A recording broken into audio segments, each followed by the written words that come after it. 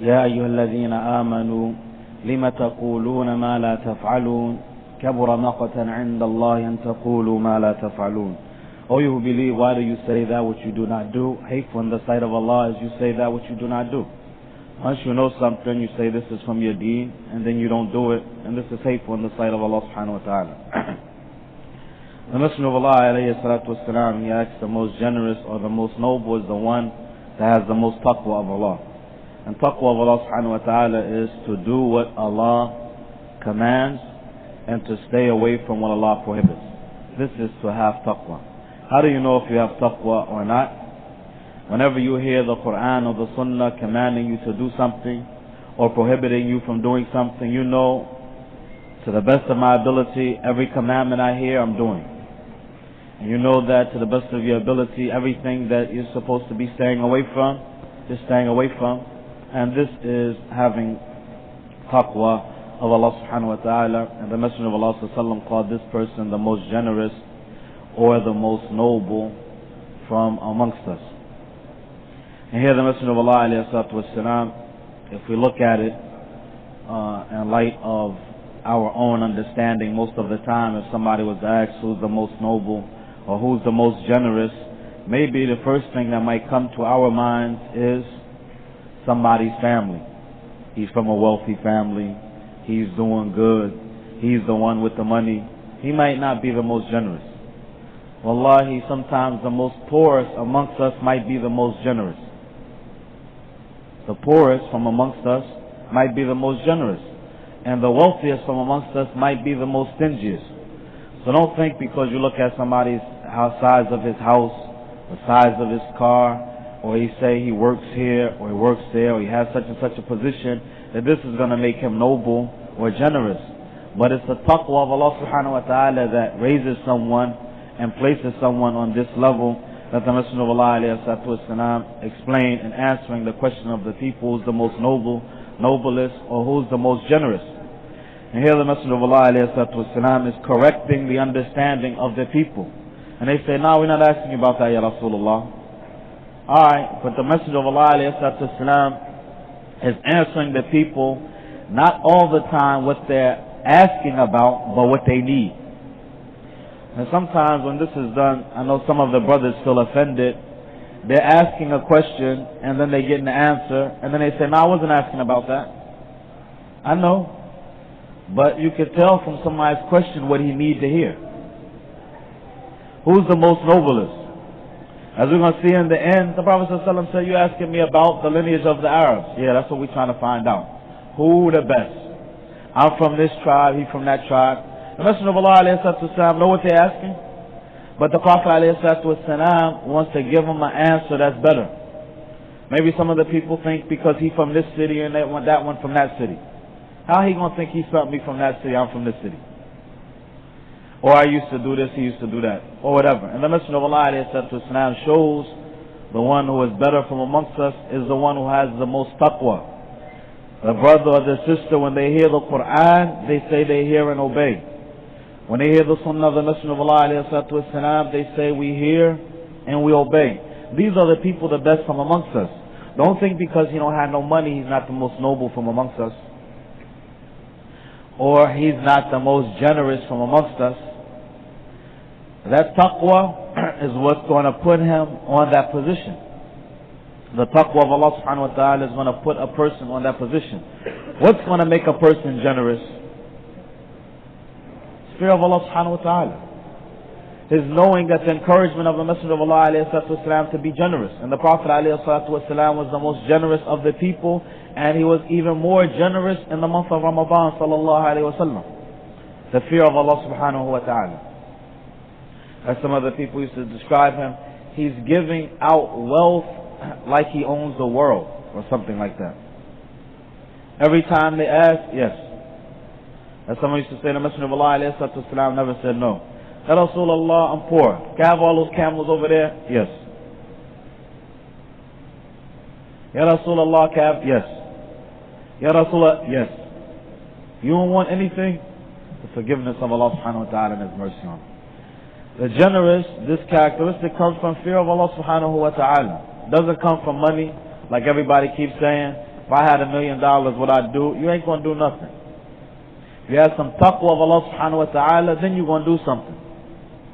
People got $1 million. What they doing? People have $1 billion. What they doing?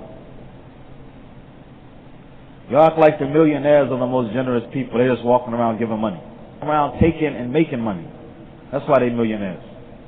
The generous people are the people who fear Allah subhanahu wa ta'ala. We're not asking you about that, Ya Rasulullah.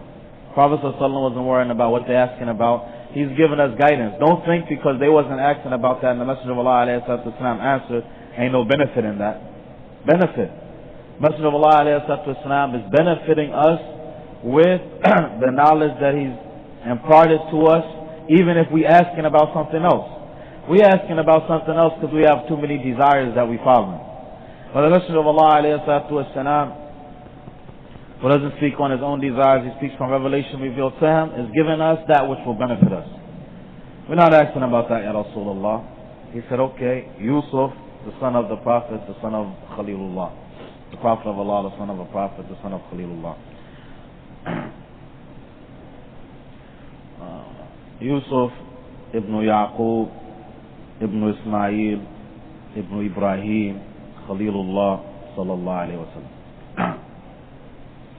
Here the Messenger of Allah alayhi wasallam, he's saying if somebody is going to be noble or generous, then it runs in the family. Yusuf has prophethood, father, Yaqub, his father, Ishaq, his father, Khalilullah, Ibrahim, salawatullahi wa salamu alayhim ajma'in. I heard the ulama, when they take a look at this point, they say, as this is some advice from the Messenger of Allah sallallahu alayhi wa sallam to show us about a group of people. If you want to know about a group of people, take a look at what background they come from. This in general, this doesn't mean specific. Some people might have a lineage of doing good and they do wrong. But a lot of times people have a background of something and then he's following in line with what his father and grandfather did from the good characteristics. Then you see that that person is noble because he's coming from a background of it, and it only encourages him to be even stronger in that. Like some of the people are doctors, and their son is a doctor, and his son is a doctor. And then if the grandson is on his way to becoming a doctor, what you think? More than likely, he's going to be like that. And some of the ulama, they use this in the case, and Allah subhanahu wa ta'ala help us and guide us to be on top of guidance. When you want to choose a wife, you want to look for a good wife, see how the mother was. The mother wasn't no good, what do you think the daughter's going to be? You say the daughter's going to be good because I looked at her. And I know full and well ain't no way in the world that girl can be nothing other than good. Instead of knowing that the girl came from a mother who was on her deen, or good in raising the children and having the children, and you want to pick a lady who's coming from a background of doing good, and it looks like she's on her way to do good, more than likely she's going to do good, she's coming from that background. And if it looks like she's doing a little bad and she's coming from a background that's doing bad, then maybe she might wind up like that too. Look out. This might be some advice for us that be needed when we're getting married, to check people out and see where people come from and what they was about, because sometimes you get what you was looking for. And this is advice for us in general to know who we're dealing with, that people have some qualities or capabilities that kind of run in the family and that people pick it up. And this is wisdom for us from the Messenger sallallahu alaihi wasallam, that sometimes if we're looking for certain qualities or capabilities or people to handle certain responsibilities, you look for the people who come from a background of handling those responsibilities or come from a background of handling those capabilities and so on and so forth, because more than likely they're going to handle that. And Allah subhanahu wa ta'ala knows best. That, inshallah, we hope is going to be more of a discussion. I'll just make that short. More of a discussion. Allah subhanahu wa ta'ala bless us to stay together as a jama'ah. And if Allah subhanahu wa ta'ala bless us to intermarry amongst ourselves and to grow and get our numbers large, Allah subhanahu wa ta'ala save us and show His mercy on us, that in the last hour is not established. Maybe a couple generations down the line, then, they might be able to take a deeper look at this advice and guidance of the Messenger of Allah sallallahu alaihi wasallam, where it might benefit us, like it's used often in the Muslim lands where everybody is Muslim. Then people taking a more serious look at this, and a lot of times in our case it might be a little more difficult, as the families might be kuffar and so on and so forth, and it might be a little more difficult to judge them. Allah subhanahu wa ta'ala knows best. I'm not asking you about that, Ya Rasulullah. I know you're asking me about the lineages of the Arabs, which tribe is the best and what have you. The Messenger of Allah alayhi salatu wasalam say people on different levels. The best of you in Jahiliyyah is the best of you in Islam, provided that he has a fiqh of this deen. And this is the one that really affects us the most, and Allah subhanahu wa ta'ala knows best. Here the Messenger of Allah alayhi salatu wasalam, Allah knows best, is referring to the individual. That individual may have had something with him in Jahiliyyah that was a good characteristic or a good quality. Maybe he had good character. Maybe he was truthful. Maybe he was used to making money. Maybe he was used to spending his money wisely. Maybe he was good at handling a business, or whatever the case might be. From some qualities, maybe he had a skill of carpentry or electrician or something like that in Jahiliyyah, and that quality that he brought to Islam is going to make him from amongst the better people if he gets a fiqh in this deen. This point is important for us to understand, because oftentimes we forgot this part of the hadith, because most of the people used to say the best in Jahiliyyah are the best in Islam. I was better than you in Jahiliyyah, I'm better than you in Islam. Or I had a doctor's degree in Jahiliyyah, now we all Muslim. Alright, you was a high school dropout in Jahiliyyah, now you Muslim. I was a doctor in Jahiliyyah, now I'm Muslim. Better than you in Jahiliyyah, better than you in Islam. Right? A doctor not better than a high school dropout? Huh? Alright, they both become Muslim, why the doctor not better? Yeah, that's the part that we forget. That doctor might not be on no deen after Islam. That's what we keep forgetting. Everybody Muslim, inshallah ta'ala. But everybody not on their deen like they're supposed to be. And whoever is on their deen is going to put the person on another level than the one who's not on his deen.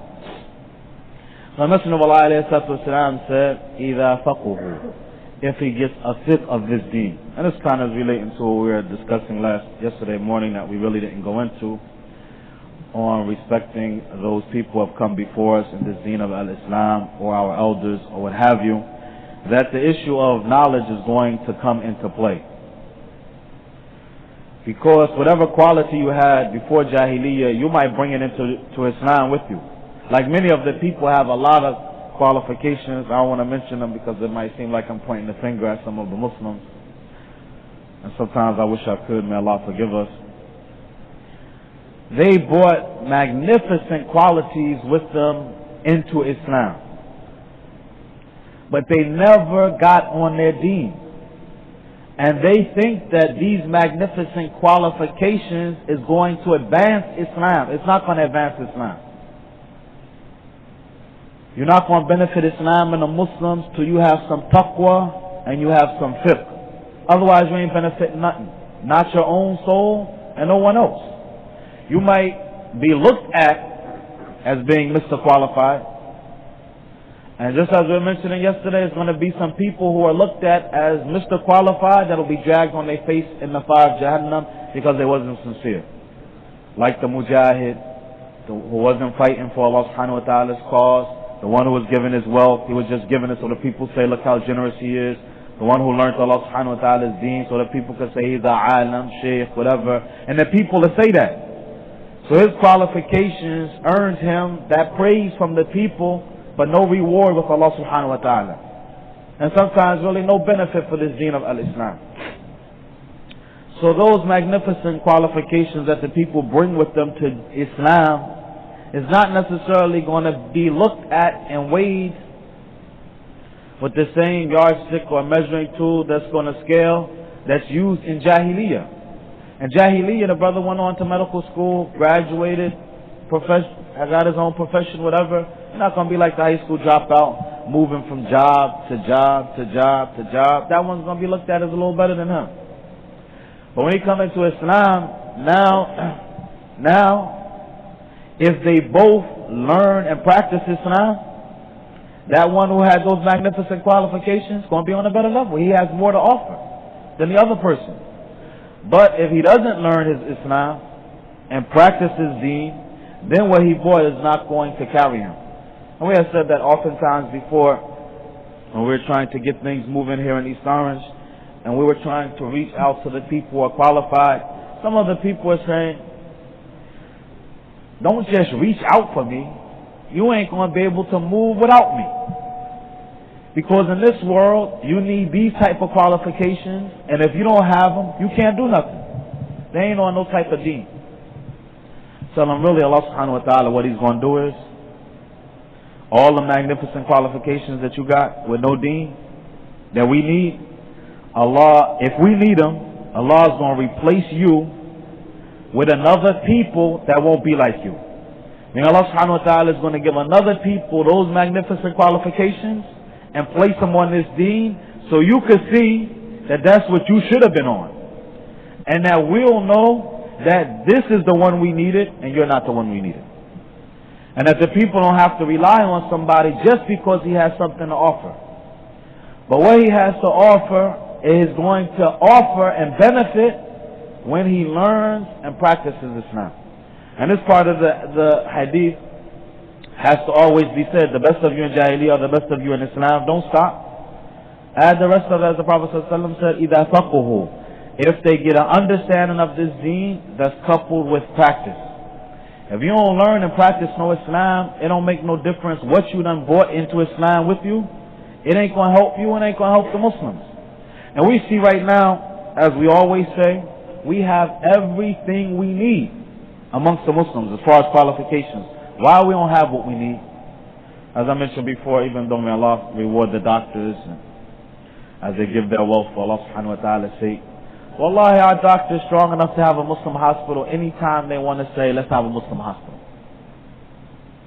Our Muslim doctors and people in the medical field who are Muslim, strong enough to run any hospital for the Muslims that they want. And how could it not be that way when they're running them for the kuffar? But what you think is preventing them from running it for us, go look at their deen. And this is what's going to determine what's what. When you start looking at the deen of the people, then you see really where the people at. And you see what's going to benefit al-Islam. If you start looking at all of the professions, you find that the Muslims strong in all them professions. But when you see that knowledge and that know-how and how it's impacting and benefiting Islam and the Muslims, then it's a whole nother picture. Why it's a whole nother picture?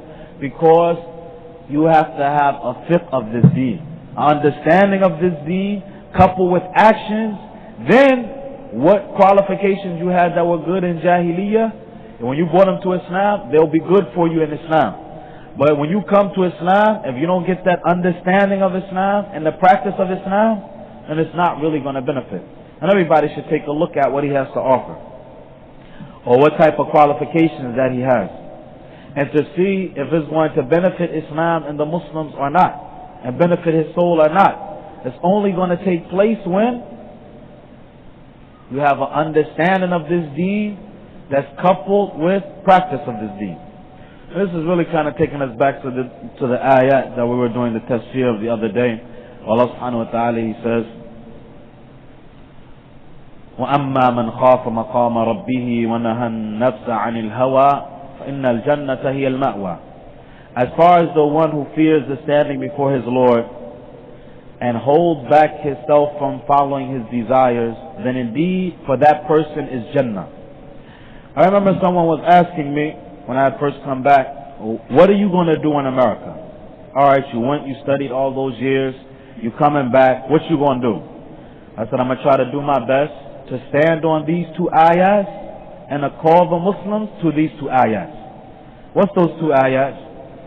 As far as the one who fears his Lord, the standing before his Lord, and holds back himself from his desires, indeed Jannah is for him as his final abode. I remember one of the people of leadership asking me, all that studying you did, all you're going to do is come back and teach the Muslims that they have to be sincere to Allah subhanahu wa ta'ala in their belief and their worship and their actions, and that their belief, worship and actions must be in accordance with Islam, which is the Qur'an and the Sunnah, with the understanding and the way of the Sahaba, the Tabi'un and the Tabi'in and the ulama of this deen. And you say, if you do that, everyone's going to be successful. That's what you're saying? That's exactly what I'm saying. You telling me that we're going to build hospitals, schools, masjids, malls, businesses, and everything for the Muslims with sincerity and adherence to the Qur'an and the Sunnah and the way of the Salaf, that's going to make us successful? Exactly.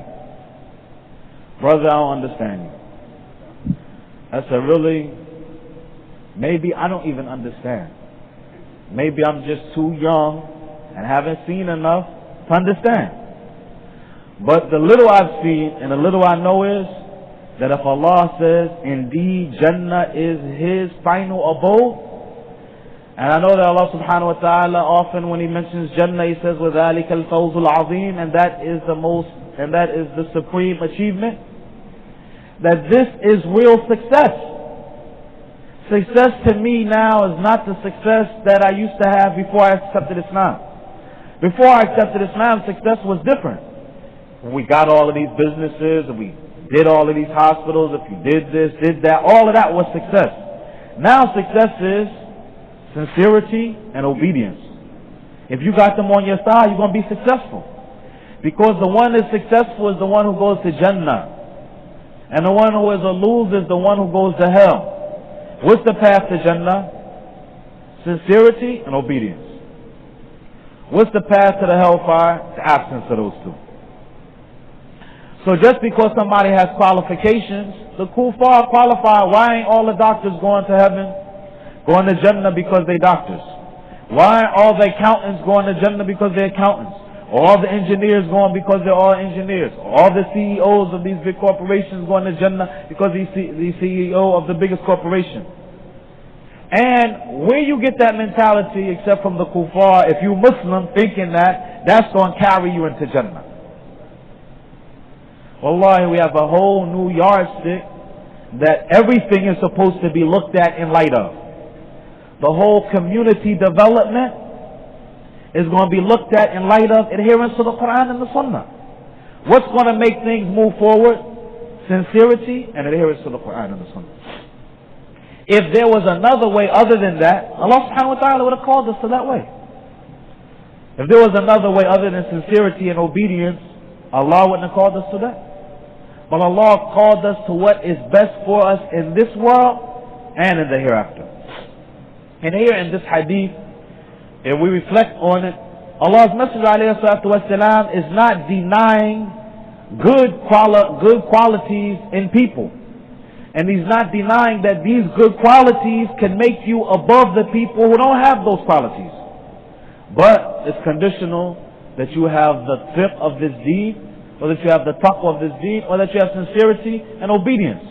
When you have the sincerity and obedience, then those qualifications will make you, in fact, qualified and responsible and above the people who don't have them. And it could benefit yourself and Islam and the Muslims when it has that sincerity and it has the obedience. So really, when we want to look at being successful across the board in whatever we do, it has to have those two principles of sincerity or conditions of sincerity and obedience. When that sincerity and obedience is there, you're going to be a winner. However you look at it, you're going to win. Either you're going to die doing what you were supposed to do and win with Allah subhanahu wa ta'ala, or Allah is going to bless you with the good results in this world of those skills and qualifications that Allah subhanahu wa ta'ala blessed you with because you have that sincerity and that taqwa. Let's not look at success except in light of the Qur'an and the Sunnah. And let's not look at magnificent qualifications of them benefiting Islam and the Muslims except that they coupled with knowledge of this deen and practice of this deen. Nobody's going to be sincere and obedient without knowledge. Nobody's going to be sincere and obedient without knowledge. The Prophet ﷺ said, إِذَا فَقْهُ, if he gets an understanding of this deen with practice. No matter what field you're in, you have to learn some Islam. No matter what field you're in, you have to learn Islam. Just like nowadays, most of the people, the white collar job people, most of them learn politics. Watch Nightline, read the New York Times, and they in the business, real estate, whatever. No matter what their profession is, they're all talking about global events, and they're all talking about their businesses and stuff, Wall Street and what have you. He might be a doctor, he got property. He might be a doctor, he running his business over there. He might be a doctor, ask him what he got to say about this world situation and that world situation, whatever. They into their profession, but they all learning other things. These are things for conversation in the job force on that level. Well, looking at the situation in Iraq, it seems like it kind of just goes with your education. And sometimes, unfortunately, as some of our ulama said, in the negative sense, they think that it qualifies them to talk about Islam. They're supposed to learn Islam. When you're on that level, you're a doctor, a PhD, you have a bright mind. Learning Islam for him is not going to be like us. He has one of the sharpest minds. Top surgeon, you think his mind not sharp? He's sharp. Computer whiz, he's sharp. And he can learn. What's preventing him from learning Islam? I don't know. But the same thing that prevented him from learning should have prevented him from speaking about Islam. Like we see on some of these majlis of shuras, all of the people with all of their degrees talking about Islam. You ask them, Wallahi, where did you ever learn Islam? And why don't you ever practice Islam since all you do is talk Islam? And people say, well, that's the brother is CEO of whatchamacallit's corporation. Maybe you didn't know that. No, I didn't know that. But he got to grow his beard just like everybody else. He got to go and sit in the masjid on the floor with who's teaching and learn his deen like everybody else. He's going to sit up after work and read that book and go over and back and forth and question to make sure he understands just like everybody else. This is what's going to determine if what you had already is going to really be beneficial for Islam and the Muslims and really your own soul, is if you understand this deen. You have to learn this deen. Don't let whatever profession you in or whatever status you've earned from Jahiliyyah prevent you from getting an understanding of this deen and a practice of this deen, because if you're prevented from that, then you're going to be prevented from all of the good. If you hold back from getting this, you're going to be hold back from acquiring the best good that you can acquire for yourselves. So this hadith of the Messenger of Allah, there's a lot of wisdom in it for us if we reflect. But these points of understanding have to be corrected with us, as these misconceptions or misunderstandings were the case with the Sahaba, and the Prophet ﷺ clarified. He didn't clarify for them because the Sahaba, in one sense, they were human beings like the rest of us, meaning they have the desires just like everybody else has.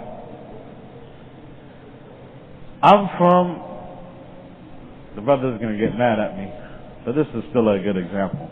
I'm from North, the brother said. Wallahi, and the people say it with all of the pride in the world. No North, once you leave America. Really, once you leave New Jersey, because there are Norths in other states. You from North? Man, I ain't never been to Delaware. What's that like?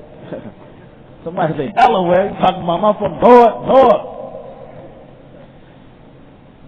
Alright, we think that this thing that's in people that make some people feel that they're better than people. This is just something with the human being. Allah subhanahu wa ta'ala created us, and He sent His Messenger alayhi salatu wasalam to deal what we have, the problems we have as human beings. So wherever you at, we might be saying that here on the East Coast. On the West Coast, the people might be saying I'm from LA or something like that. I don't know, whatever has. Where you from? Portland? Come on, man. Somebody gonna be from Portland, man. We from LA or whatever. That people think they have something, and the same thing when people feel that he's a doctor. Maybe in some areas, somebody might not be a doctor, he might be a drug dealer, con man, but he's coming off. So when you see him, he got all of the money, all of the worldly possessions, women, whatever you doing, he just said, what you do? I'm an accountant. They must pay you like $1,000 a week or something. MashaAllah, may Allah increase you or something. You need anything? Because he making all that money, he looking down at your profession. Other people might say you're a drug dealer. He's just saying how much money you need anything. So this thing that we have as human beings, Allah subhanahu wa ta'ala sent His Messenger alayhi salatu wasalam to get our hearts right, and to get our minds right, and our understanding right, and to save ourselves from following our own desires that as human beings follow. These are only examples that Allah subhanahu wa ta'ala's Messenger alayhi salatu wasalam is giving us, but we have to always take these examples and apply them to our situation and to our circumstances, so that they'll benefit us as they benefited them. Their case was they was asking about the lineage because them it's a tribal thing. Here we're not in tribes. Things are different than that. It's what city you from. Or maybe if you was in LA, even if you all from LA, it'll be what group you in, or what gang you in, or whatever like that. But all this stuff, you have to look at it in light of this deen. What profession you in, what city you in, how much money you got, how big your house is, how much the people like you, how many followings you have. All that stuff don't count until you have an understanding of this deen and a practice. Until you have sincerity for Allah and obedience to the Kitab and the Sunnah. Allah subhanahu wa ta'ala correct our understanding of this deen and purify our hearts from following our own desires, and make us die on sincerity and obedience, understanding and practice. هذا وصلى الله وسلم وبارك على نبينا محمد وعلى آله وصحبه وسلم. I don't know if there were any questions or comments on this hadith or in general.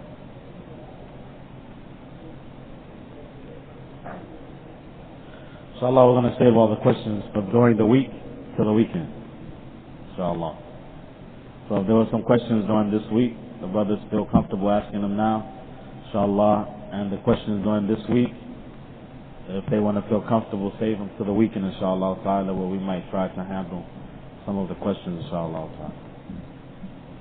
Yes? I wanted to ask About the... I'm not hearing the whole question. Okay. Whenever we discuss, the brother's asking about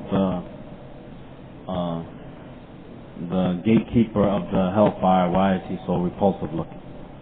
All of the affairs of the unseen is no why. We heard and we believe. Because it's unseen. You ask me why, I'm going to be lying. Or speaking from my own desires, because I ain't seen the hellfire or Jannah. And I hope I don't have to see the hellfire and I see Jannah. Nobody can speak about the affairs of the unseen except with the text. Allah said, the Messenger of Allah said. And as the ulama explained, the understanding of those texts are the reading of those texts. Like you say, what does that mean? Read it again. That's what it means.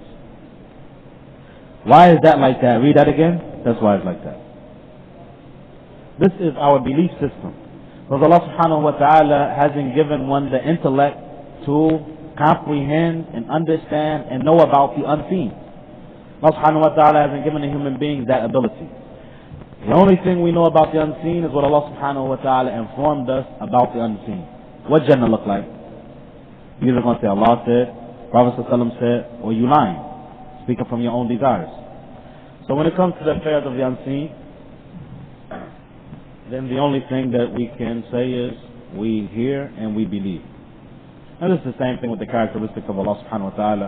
Like some of the people ask, why Allah do this, why Allah do that? He does what He wills, subhanahu wa ta'ala. He's not asked why, we're going to be asked why. Why we was living lives of insincerity and disobedience to Allah and His Messenger alayhi salatu. We're going to be asked why. Our question, inshallah, is to clarify what we need to be on top of. What we need to do to be right with our Lord subhanahu wa ta'ala. And this was the question of the companions of the Prophet sallallahu alaihi wasallam, who's the most noble from amongst us, Ya Rasulullah? Who is who? So we know who to be with or like, and who not to be with and not like. So every question, inshallah ta'ala, is to clarify what we're supposed to be on. That's going to benefit us in the hereafter. So when it comes to all of the affairs of belief or the affairs of the unseen, all we can say is we hear and we obey, and the explanation is the reading of the text. And you find the aqidah of the Muslims, that when they're laying out the aqidah, their statements are based on just straight from the ayat or the hadith of the Messenger of Allah, Muhammad ibn Abdullah sallallahu alaihi wasallam.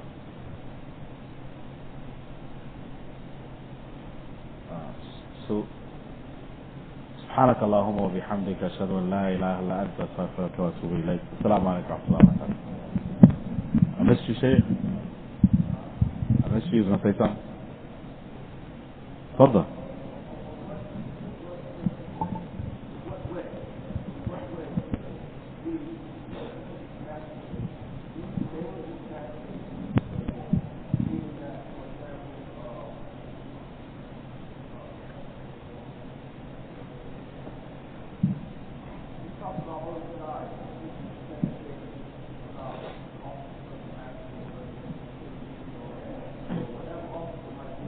No.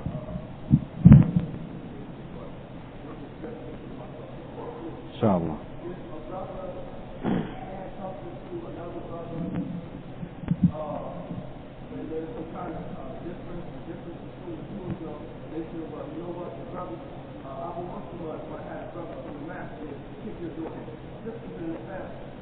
Maybe if you can share with us an example on how the name of this masjid should be used in maybe any situation, generally. In what situation the name of this masjid is permitted to be used and in what process it should be used. In what light should the name, my name, the Imam of the Masjid, and the Masjid's name be used? As sometimes the people say the Masjid is going to do this, or the Imam going to have the brothers do that, or whatever. How should the people use the name of this Masjid or myself in a proper context? I think it should be used in light of the statement of Allah subhanahu wa ta'ala, وَلَا تَقْفُ مَا لَيْسَ لَكَ بِهِ عِلْمٍ إِنَّ السَّمْعَ وَالْبَصَرَ وَالْفُؤَادُ كُلُّ أُولَٰئِكَ كَانَ عَنْهُ مَسْئُولًا. And don't say what you have no knowledge of. Indeed, the hearing, the sight, and the intellect will all be questioned. Like brother said, Imam going to do a khutbah on you. How you know the unseen? Stop saying what you don't have no knowledge of. And even sometimes people say, that khutbah was on you. Those ayat of khutbah is always, alhamdulillah, ayat from the Qur'an and the Sunnah of the Messenger of Allah alayhi salatu wasalam. We're talking about that's for everybody. How that ayat only for him? How that hadith only for him? Allah, I remember we was doing the Surah Al-Munafiqun. Somebody said, why are you talking about Masjid Haram people? They ain't munafiq. I said, akhi, the surah is for guidance for humanity, all times and generations. The people, they shouldn't speak about that. The Masjid is going to do this, that, unless they speak it from knowledge. For example, your child get busted stealing from the Muslims in this Masjid, you're not going to be able to come back in no more. Somebody say, hey man, look like your boy been sneaking around a little bit, man, you better watch him. They're going to kick him out the Masjid.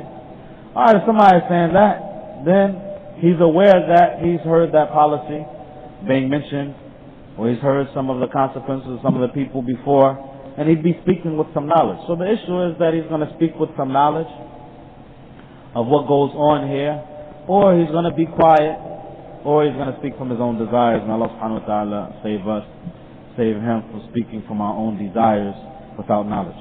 The people, inshallah ta'ala, if they represent the masjid, any masjid, they should feel that if they're on their best conduct, they represent the masjid.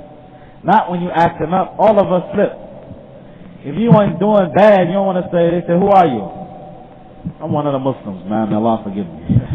You don't want to say who you are if you know you're not doing right. What to be saying they representing this, like it's a case I'm supposed to be dealing with soon. So one of the brothers incarcerated down south, he's causing all kind of problems in the prison till the brothers drove him out. And now he's at the new place starting up the trouble again. The chaplain, I just happen to know him, went to school together. He asked him, what in the world are you doing? He says, I'm representing my sheikh and my teacher, Abu Muslimah. Who? So the brother called me. He said, man, I thought I knew you better than that. I said, wallahi, I hope you know me better than that. In the beginning, I don't know what he's talking about. I thought I knew you better than that, man. This brother down here says he's your representative, his name is such and such, he's doing this and that and that. You authorizing that? Nah, I ain't nowhere in the world co-signing and authorizing that. But people sometimes, they just speak from their own desires and without speaking from knowledge. And I don't know if people are using it to gain some fame for themselves or to make people look up to them or something like that. But really, if you want to speak in the name of the Muslims, period, you want to represent Islam. If you want to speak in the name of the Muslims, you want to represent Islam. You don't want to be on TV. Like I was mentioning before, when the Iraq situation, TV's calling us, radio's calling us. I ain't going.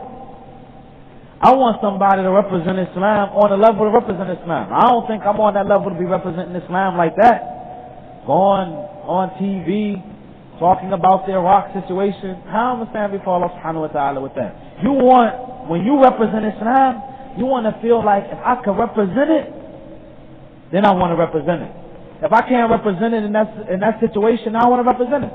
Sometimes if the issue is, you know, you in the bus at the bus stop or something, you just happen over here, you know, everybody's conversating and somebody say, yeah, you know, I'm trying to, you know, I've been really thinking about Islam, you know, but, you know, I don't know how to approach, you know, one of the Muslims or what or this, but, you know, I want to learn something about Islam. You got a friend, you know somebody, this, that. All right, the Muslim is standing right there. I'm Muslim.